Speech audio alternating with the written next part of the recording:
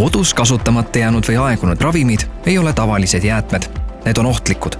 Kui viskad ravimijäätmed prügikasti või tualettpotti, saastavad need keskkonda ning võivad ohustada inimeste ja loomade tervist. Sellepärast tuleb ravimijäätmeid õigesti sorteerida. Kodune ravimikapp täitub märkamatult ja vahel jäävad sinna ravimid, mida enam ei vajata.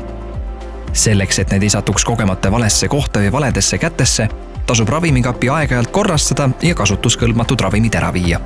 Vaatame koos, kuidas seda õigesti teha. Kõigepealt vaata, millised ravimid sul kapis on. Ravimeid saad teistest toodetest eristada selle järgi, et ravimi pakendil on alati märge, retsepti või käsimüügiravim.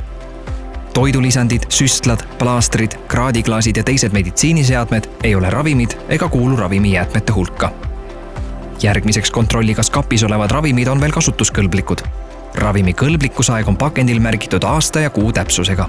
Mõned ravimid säilivad teatud aja pärast pakendi avamist. See info on kirjas pakendi infolehes. Kui oled aegunud ravimid kapist välja võtnud, on aeg sorteerima hakata. Esmalt eemalda pakend ja infoleht, mis ei puutu ravimiga otseselt kokku.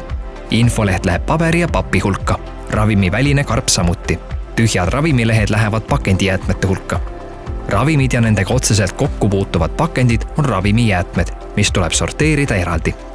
Ravimijääke ära ise pakendist välja võtta, vaid kogu need kokku. Selleks sobib hästi mõni karp või kott. Ravimilehed, kus on veel tablette, pane kotti.